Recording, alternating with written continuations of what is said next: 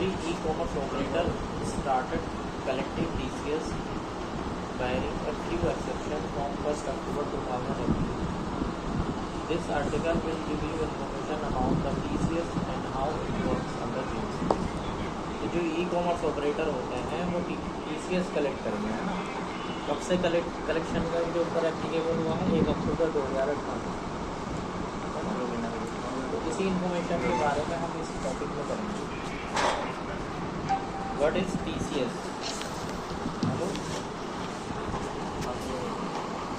Hello, हाँ, कहाँ से? Under GST means the tax collection collected by an e-commerce operator from the consideration received by it on behalf of supplier of goods or services who make supplies to the operator online platform. TCS will be charged as a percentage on the net taxable supply.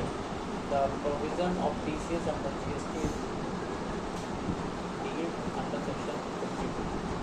तो TCS क्या है? TCS जो e-commerce operator होते हैं वो TCS collect करते हैं अपने गुड्स पे या सर्विस, ठीक है। तो ये ऑनलाइन प्लेटफॉर्म जो होते हैं ई-कॉमर्स ऑपरेटर के, उस पर ये कलेक्शन किया जाता है, ठीक है। और ये जो इस पर परसेंटेज होता है उस परसेंटेज के हिसाब से TCS कलेक्ट किया जाएगा। इसका सेक्शन होता है section 52 of CGST। Who is liable to collect TCS under GST? तो इनमें 3 लोगों को जो है कलेक्ट करना होगा। Certain operator who operate and manage e-commerce platform are liable to collect TCS। तो कुछ ऐसे ऑपरेटर होते हैं जो कोई ई-कॉमर्स प्लेटफॉर्म मैनेज करेंगे, तो उन्हीं पर लाइबिलिटी आती है TCS कलेक्ट करने की। TCS applies only if the operator collects the consideration from the customer on behalf of vendor or supplier. In other words, when the e-commerce operator pay the consideration collected to the vendor, they have to deduct an amount as TCS and pay net amount.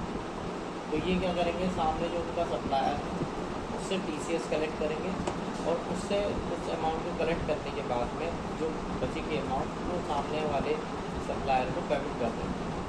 How are few exceptions to TCS provision for services provided by an e-commerce platform?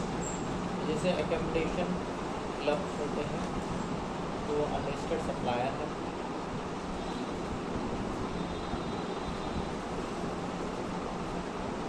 या transportation of passenger है जैसे radio taxi, motor cab और motorcycle. House keeping services like plumbing service और carpentry etcetera. तो इस तरह के जो अनरजिस्टर्ड सप्लायर हैं ट्रांसपोर्टेशन और पैसेंजर से रिलेटेड हैं, इन लोगों से TCS कलेक्ट नहीं किया जाएगा, है ना। Example, Messrs XYZ stores A proprietorship is a selling garment through Flipkart being an e-commerce operator, before it makes the payment of consideration collected on behalf of XYZ will be liable to deduct TCS।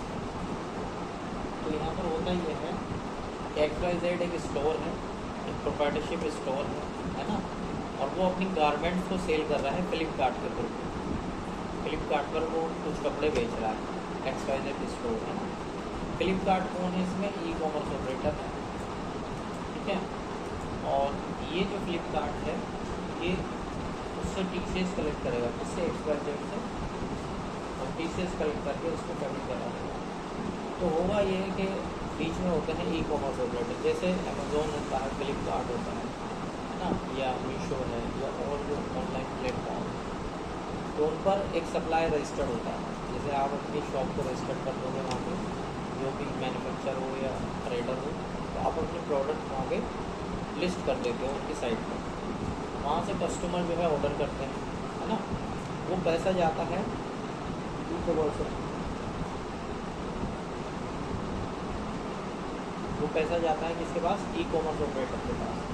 तो e-commerce operator यानी जो फ्लिपकार्ट या Amazon है वो supplier को पैसा TCS deduct करने के बाद में देंगे, उनसे TCS कलेक्ट करेंगे, उसके बाद में उनका बाकी के पेमेंट कर देंगे, है ना। तो इस तरह से ये सिस्टम चलता है। When will the liability of collecting TCS arise? तो इसकी कब लाइबिलिटी अराइज हो जाएगी? TCS will be collected by e-commerce operator while making a payment to the vendor।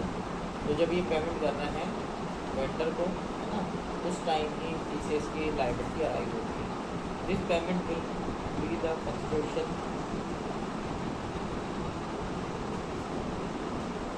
consideration collected on the vendor's behalf for the supplies made by him via the online portal.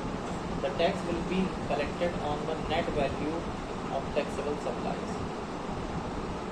तो यहाँ पर क्या है, जो net value of taxable supply होगी उस पर TCS collect किया जाएगा, और वो कलेक्ट करने के बाद उसके जो है टैक्स का पेमेंट कर दिया जाएगा।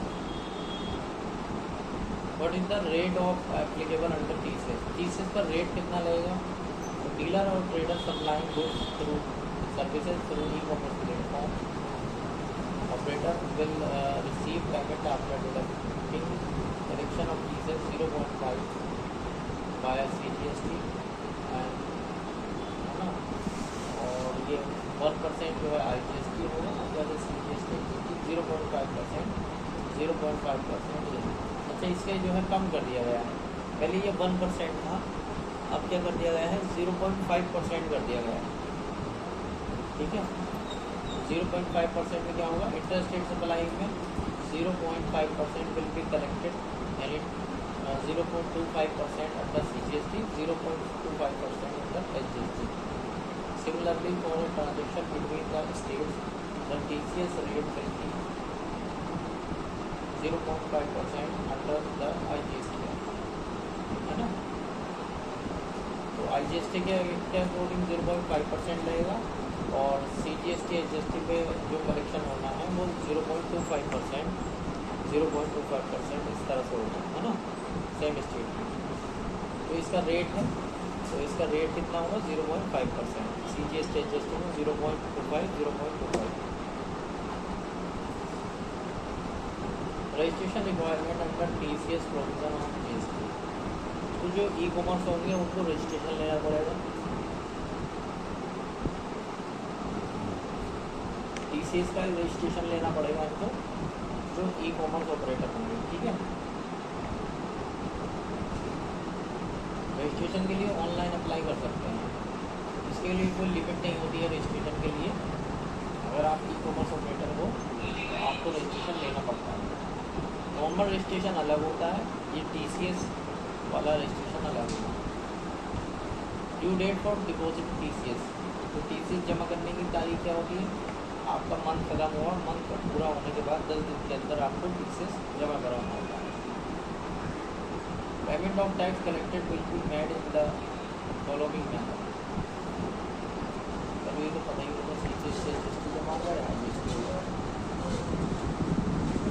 How to compute taxable value of the supply for TCS। तो कैसे कंप्यूट करेंगे, जैसे मैसेज XYZ लिमिटेड है registered supplier supplying goods to e-commerce operator, it may supply 55 lakh in the September month and goods return for rupees 5 lakh to XYZ limited during the month of September. The net value of taxable supply for the TCS collection will be 50 lakh and TCS at the rate 1% 40,000 will be deducted by e-commerce operator. The final payment to be made to the supplier 49,50,000। तो यहाँ पर क्या हुआ, XYZ limited ने कोई माल बेचा इसी महीने में ई-कॉमर्स ऑपरेटर के थ्रू, और वो बेचा 55 लाख का, ठीक है, और उसमें फिर रिटर्न आ गया 5 लाख का। इस महीने में माल की वापसी भी हुई, तो वही 5 लाख। तो 5 लाख का जो रिटर्न आ गया 55 में से, तो नेट बचा आपका कितना, 50 लाख। 50 लाख का आप TCS लगाओगे, है ना। देखिए यहाँ पे 1% दिया है, क्योंकि पहले 1% का रेट था, वो पुराना एग्जाम्पल है। लेकिन लगना वही है आपका 0.5%। ठीक है, तो 0.5% 50,000 नहीं होगा, 25,000 होगा। 25,000 का मौके और 4,75,000 रुपये का पेमेंट कर देंगे, 25,000 रुपये उसके TCS में कलेक्ट हो जाएंगे। Which form can one use to file TCS return? तो इसके लिए जो TCS रिटर्न होती है वो GSTR 8 होती है, और ये मंथ खत्म होने के 10 दिन के अंदर आपको फाइल करनी है ना। इसकी कौन सी रिटर्न होगी? GSTR 8। ठीक है, तो ये TCS जैसे ही ये अपना रिटर्न फाइल कर देते हैं तो सामने जो सप्लायर है उसके पोर्टल पे वो TCS की फिगर पहुंच जाती है। तो फिर आपको उसी तरह से क्लेम करना होता है जैसे TDS क्लेम किया था, उसी तरह से उसको TCS को भी हमें क्लेम करना पड़ता है। ठीक है, तो ये कुछ इसकी थोड़ी थ्योरी थी इसकी TCS। इसकी एंट्री और बता देता हूँ, है ना, ताकि फाइनल हो जाए।